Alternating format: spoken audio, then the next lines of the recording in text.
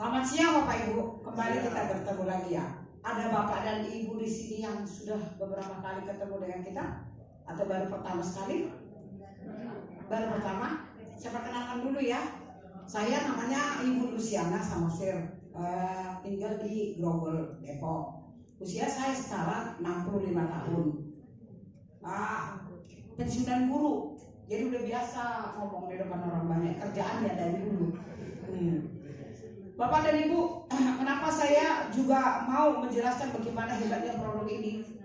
Karena tadi Bapak dan Ibu sudah dengarkan ya, penyebab kematian tertinggi di dunia itu apa? Coba tunjuk tangan, siapa yang dengar? Yang nyimak itu siapa? Apa? Coba. Apa? Jantung koroner. Apa lagi? Stroke. Apa lagi? Diabetes. Apa lagi? Kanker. Apa lagi? Itu disebut penyakit apa? Degeneratif. Oke, jadi apa dia ingat ya? Penyebab tertinggi kematian di dunia itu adalah penyakit degeneratif. Bukan aku yang bilang loh, data.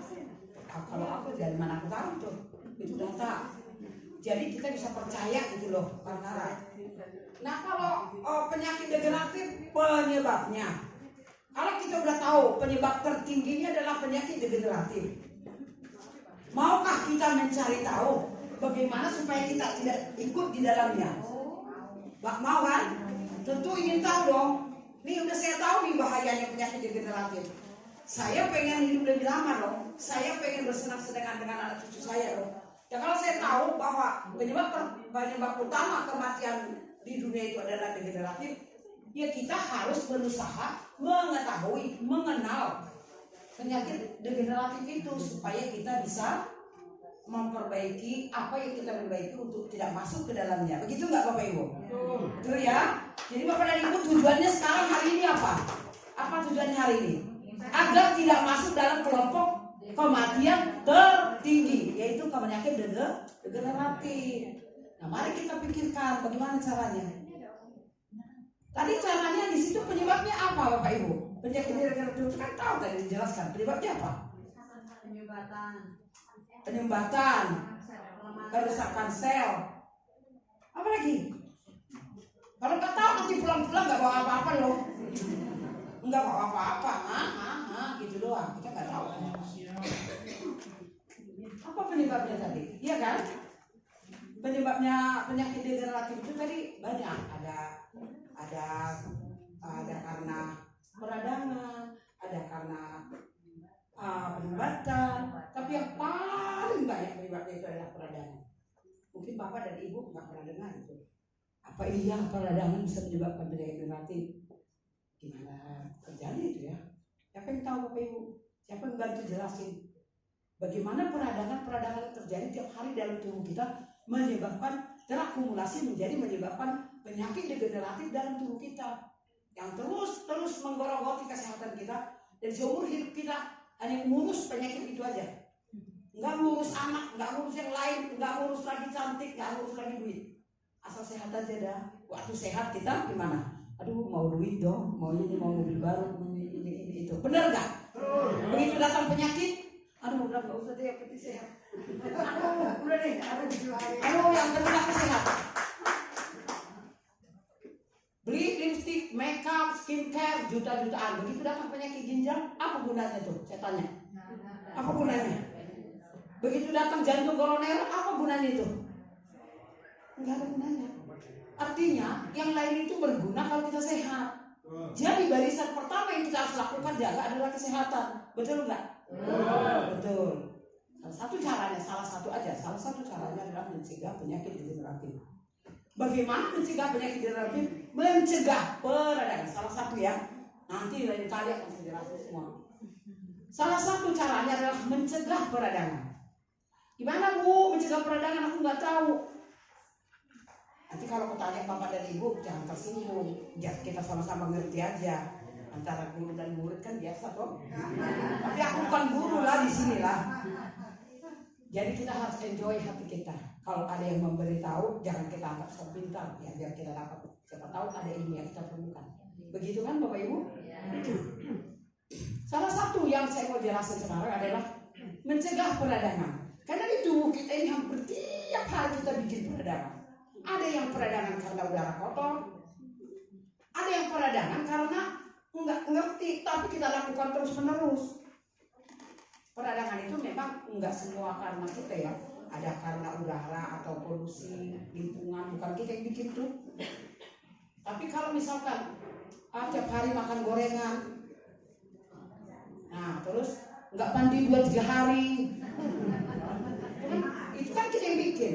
Lah bakteri masuk ke pori-pori, kemana-mana dia, kan meradang. Dimulai dari kulit. Lah kalau makan gorengan mulu, makan gorengan banyak-banyak gitu, ya peradangan terjadi di tenggorokan, di usus, di pembuluh darah, terus merambat kemana-mana, sampai akhirnya diperiksa di darah banyak sekali peradangan. Terus kita lagi minum es, habis makan nasi yang berlemak, yang bersantan, yang gurih, yang enak, santannya kental, minyaknya banyak. Terus kita minum lagi dengan teh manis dingin. Itu terjadi peradangan. Memang sedapnya bukan main. Dunia milik kita, benar kalau ya. Dunia milik kita, makan bakso panas-panas, minum enak banget. Itulah yang menyebabkan peradangan. Bagaimana Bu itu menyebabkan peradangan? Makan roti bisa menyebabkan peradangan. Mie paling cepat lagi. Karbohidrat olahan itu paling cepat bikin peradangan. Apa sih yang disebut dengan karbohidrat karbohidrat olahan?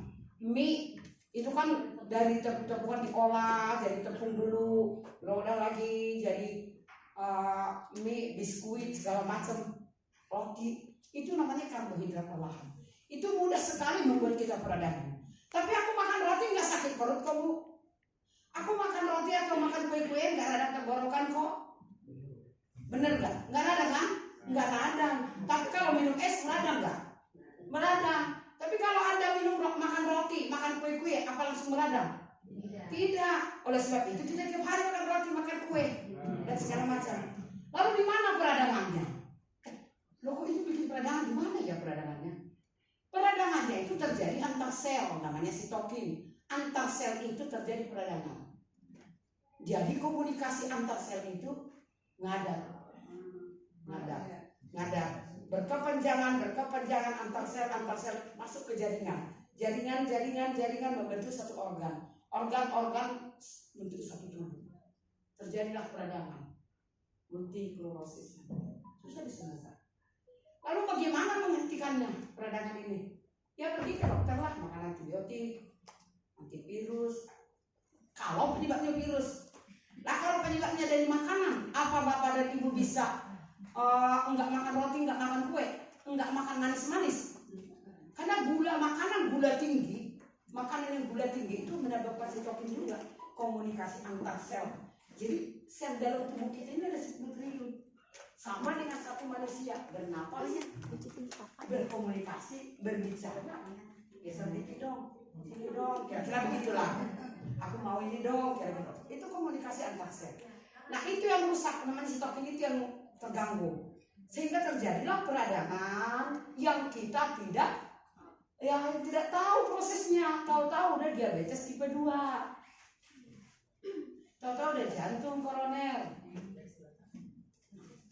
Artinya ada hal-hal yang kita kerjakan tiap hari yang tidak bisa kita hindari untuk tidak peradangan. Mau bagaimana caranya untuk tidak beradab? Di rumah nggak usah makan roti deh, nggak usah makan kue, nggak usah makan mie. Makan apa? Makan nasi organik, semua organik. Dari mana nyarinya? Kemana nyari organik semuanya? Walaupun ada yang nanam memang punya duit, belinya mahal banget. Iya kan? Yang nggak kebeli juga, makanan organik semua itu nggak kebeli. Oh kalau gitu cari ikan atau cari lauk yang tidak terkontaminasi, yang tidak bikin peradangan, yang tidak berlemak, yang tidak ada racunnya, yang tidak hormon-hormon berbahaya, yang tidak makan antibiotik apa? Misalkan pelihara lain kampung, ayam sendiri, ikan sendiri, pelihara di mana lauknya? Mau pelihara di mana? Kalau ada di depan rumah kita 1 kali 1 atau 2 kali 2 meter, paling dapat ikan pasti ke ekor, udah. Nah, tiap hari harus makan tempe, sehat makan tempe. Yang tidak sehat karena digoreng, itu yang tidak sehat, iya kan?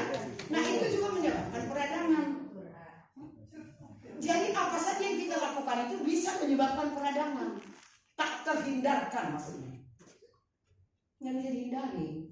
Jalan satu-satunya bagaimana?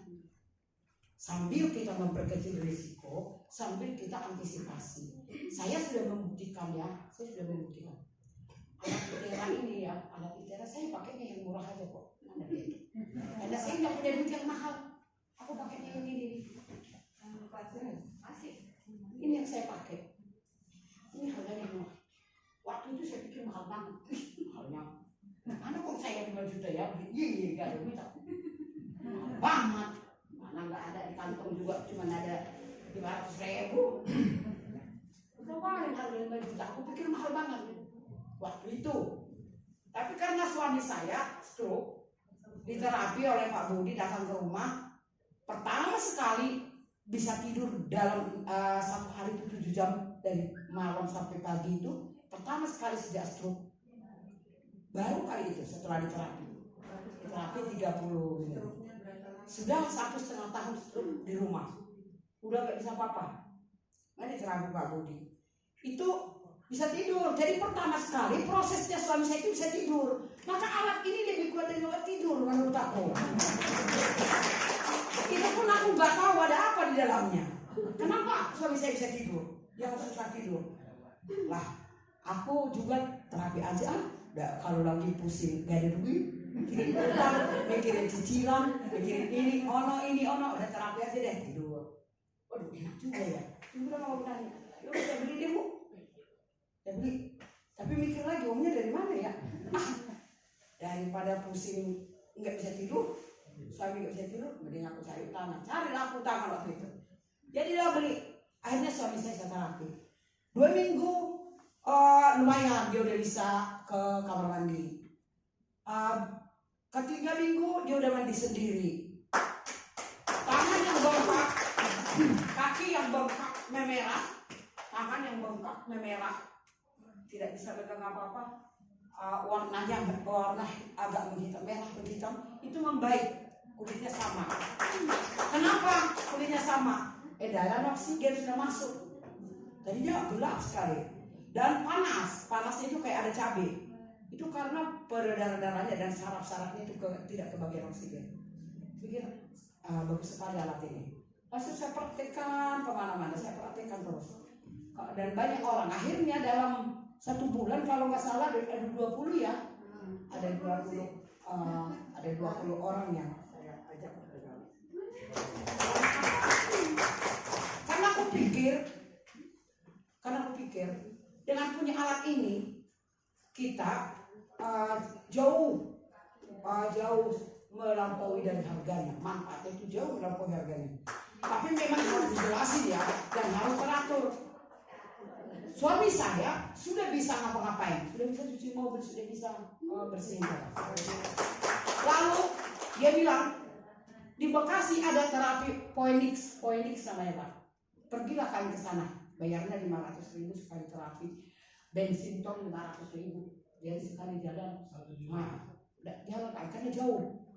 Sudah itu pertama enak sekali dia bilang, ayo kesini lagi enak. Ayo, setelah kelima kali kembali lagi kayak lumpuh. Kenapa? Kapok lagi. Kapok, nggak bisa jalan lagi. Dari sini ke sana pun tidak bisa jalan.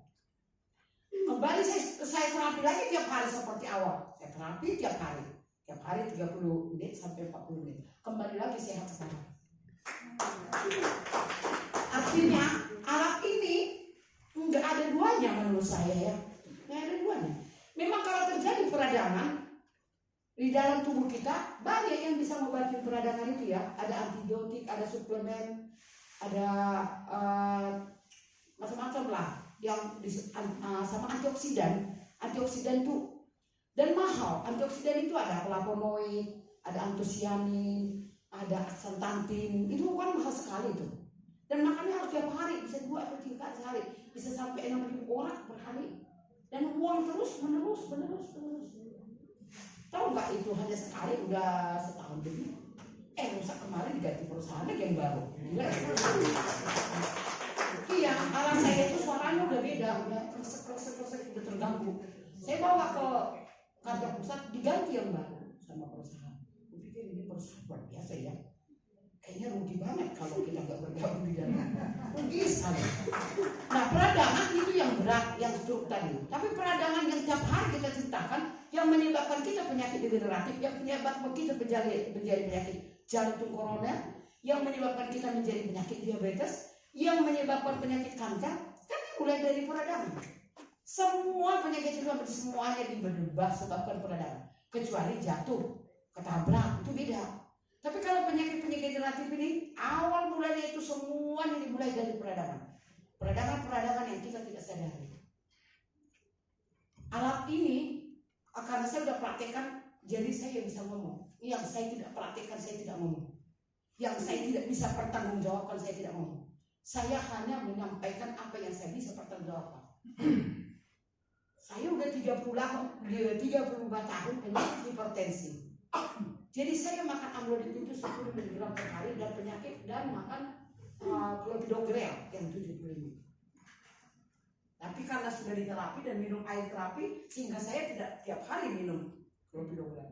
Tapi kalau amlodipin terus, setelah 35 tahun, saya curiga ginjal saya. Curiganya, kok urin saya berbusa ya? Udah lama nih berbusa, kayak pura-pura nggak tahu aja lah. Udahlah, jangan dipikirin, nanti jadi penyakit beneran gimana sih? Begitulah cara saya ngadepinnya. Setiap kencing saya berbusa, saya katakan kepada diri saya, udah jangan terlalu dipikirin, karena banyak penyakit itu dari pikiran. Jadi enjoy aja, lupakan aja, lupakanlah. Hari berganti hari, itu busa tidak hilang. Karena busa kencing itu bisa berasal dari protein, itu berasal dari gula darah. Gula yang bocor bisa berasal dari tensi yang tinggi. Kalau dari tensi tidak, karena tensiku kan normal, karena makan obat terus. Gula pun normal. Saya curiga dari proteinura, dari protein yang bocor. Akibat rusaknya gula melurus di ginjal saya. Tapi saya nggak mau periksa karena takut. Udah terapi aja sekali-sekali, itu pun nggak rajin, sekali-sekali aja. Kalau lagi datang takutnya ke terapi, kalau lagi datang pikirannya nggak usah terlalu takut lah, ntar juga baik sendiri. Bener-bener saya periksa tanggal 3 Juni saya periksa, kreatinin saya 3,7, ureum saya IGF saya 16. Tahu nggak IGF-nya itu itu 16? Itu cuci darah. Karena kreatinnya 3,8 masih harus. Baru pertama itu jadi dicobakan dulu dengan obat. Dicoba dulu dengan dokter dan disuruh saya ke dalam kasih dengan obat. Dalam hati saya, ini kesalahan saya. Ini kesalahan saya. Yang pura-pura nggak usah tahu lah penyakit itu. Yang pura-pura udahlah lupakan aja. Soalnya kalau dipikirin nanti penyakit beneran loh. Ada nggak di antara bapak dan ibu kayak gitu? Udah nggak usah diperiksa. Karena penyakit itu kan dari pikiran, jadi nggak usah, gitu kan? Nah, termasuk saya begitu. Saya cuma kasih tahu ke orang, tapi aku pun begitu sebenarnya. Aku sendiri pun begitu. Payah nih aku nih. Akhirnya setelah tanggal 3 Juli periksa begitu, saya kabur panik. Waduh.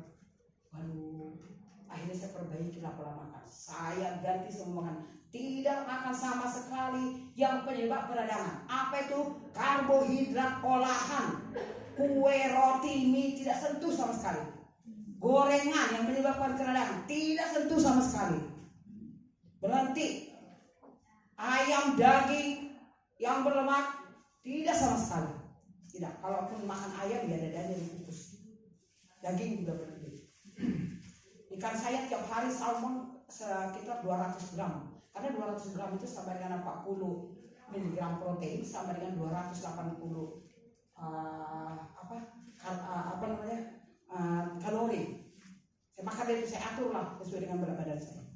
Tanggal 3 Juli kemarin saya periksa, tahu nggak bapak dan ibu? Kreatinin saya turun 2. Wah, turun ke angka 2. EGFR saya naik ke 30. Dokter ibu, ngapain ibu? Saya hindari ini, dok, hindari ini. Lah ibu tahu saya. Akhirnya 1 bulan saya beresin. Itu mulai dari peradangan. Peradangan apa? Saya bukan peradangan karena gula. Karena gagal ginjal itu dari gula dan hipertensi dan racun dan segala macam. Tapi saya peradangan karena apa? Asam urat terus yang tinggi. Tahu nggak kalau terlalu tinggi asam urat? Bikin peradangan di ginjal. Makannya doyan protein. Kalau makan di sederhana, nggak pernah cukup sepotong, harus 2 potong. Suami saya cuma geleng-geleng kepala dari dulu. Kalau makan dengan suami saya harus ada 1 kikil, ada 1 ayam gulai, kikilnya bersantan, ayam makan. Suami saya paling telur. Kamu gimana makannya itu? Besoknya kepala kakap 1. Iya saya tuh makan kepala kakap 1. Dia nggak mau gitu. Tapi dia tidak memperhatikan hal-hal lain sehingga dia kurang air lah, kurang olahraga lah dan segala macam. Dan saya diserang melalui asam urat. Jadi kolesterol tinggi itu menyerang dinding pembuluh darah semuanya. Asam urat menyerang peradangan di ginjal. Kan termasuk degeneratif. Alat ini karena saya tidak pakai, karena menganggap suami saya aja deh terapi. Kalau siapa yang nyuruh saya terapi begini-begini, malas udah tidur aja nanti tinggi udah beres. Udahlah nggak usah dibikin penyakit. Ternyata sakit. Akhirnya saya terapi tiap hari. Rajinlah kau terapi tiap hari. Baru bisa turun segitu banyak. Baru kencing saya tidak berbusa. Lah dalam hati saya gini, saya kalau tidak mengerti arti peradangan dan kalau tidak ada alat ini, emang Bapak pikir bisa menurunkan kreatinin dari 3,7 ke angka 2 bisa 1 tahun? Bisa naik GFR itu dari 16 ke 30 dalam 1 tahun? Susahnya bukan main tuh. Radang ginjal itu susahnya ditangani. Bukan main susah. Tapi dengan alat ini kita mudah. Pembuluh kapiler, ada pembuluh namanya pembuluh kapiler. Karena di ginjal itu kan pembuluh darah kita kan ada 3 jenis. Ada pembuluh darah paling besar namanya aorta, itu sekitar 2 cm. Ada pembuluh arteri, ada pembuluh koroner, ada pembuluh arteri, ada pembuluh kapiler. Nah di ginjal itu hampir semuanya kapiler. Kapiler itu adalah sambungan antara vena dan arteri. Jadi dia sangat kecil sekali, sangat kecil. Sehingga kalau asam urat tinggi, nyumbat di situ berhenti di situ. Sehingga dia nggak masuk darah, nggak masuk sari makanan. Ginjal itu lama-lama kurang oksigen, kurang nutrisi, lama-lama melemah. Protein yang harusnya masuk ke atas, yang harusnya diantar oleh arteri koroner ke seluruh tubuh, nggak bisa. Buang ke kencing, itulah busa yang disebut dengan protein urat. Kencing berbusa.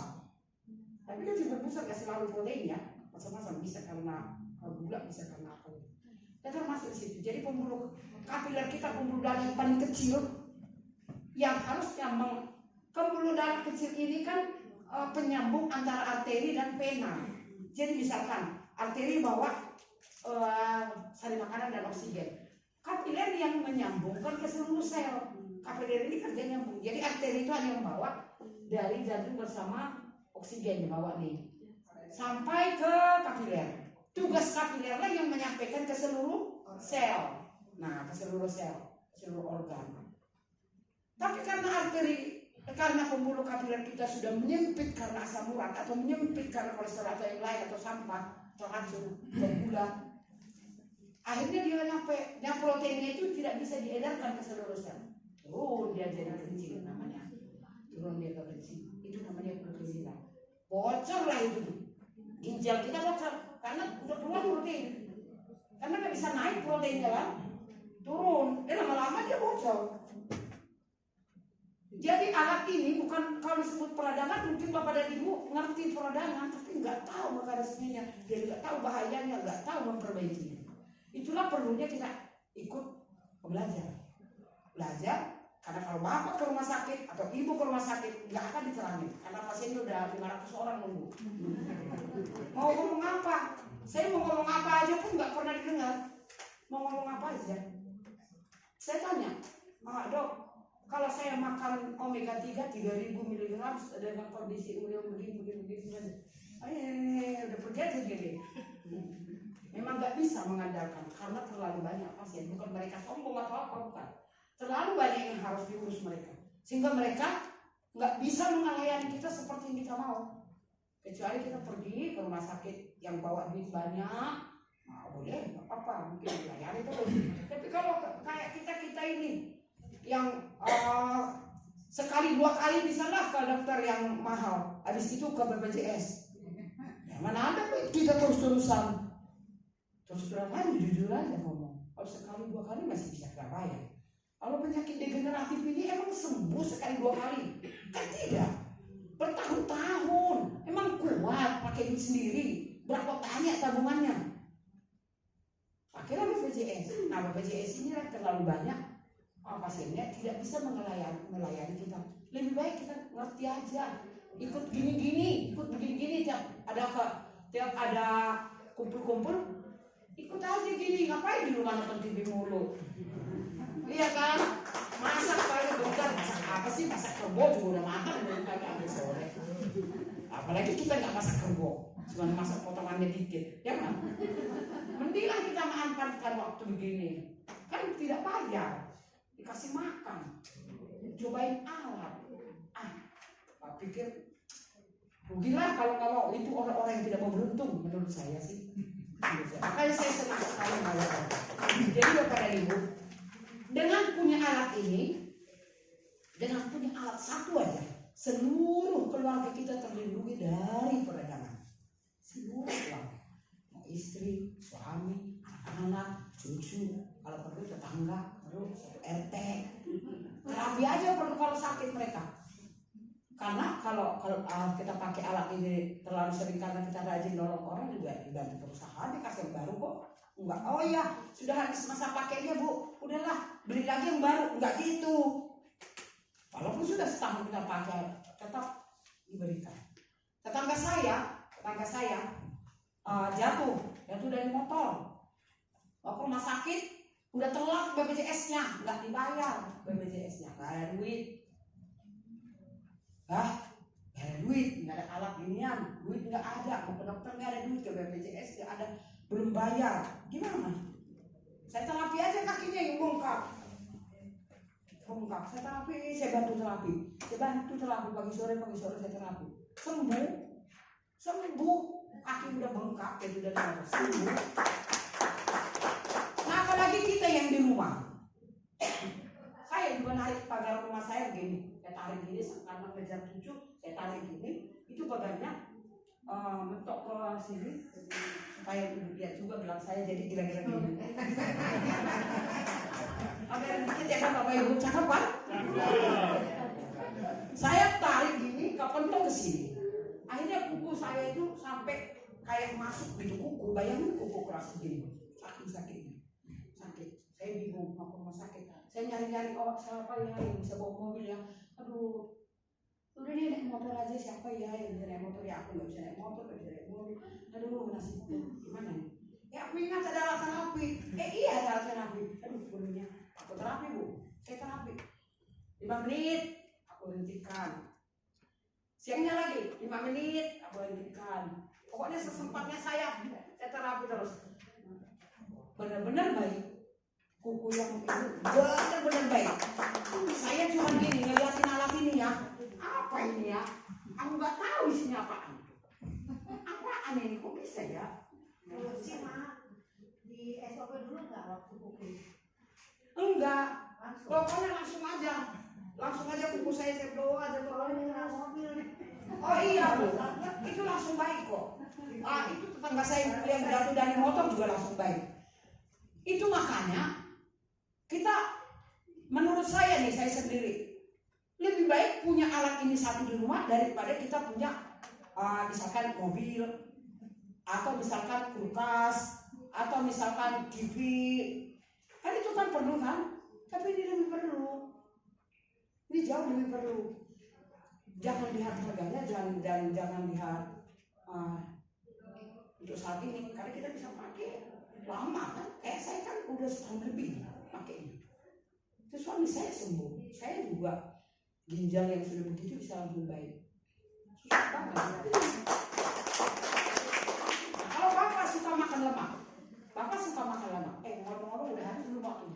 Kasih tahu dong, kasih tahu. Aku bisa berhenti loh kalau nggak kasih. Masih ada? 5 menit lagi.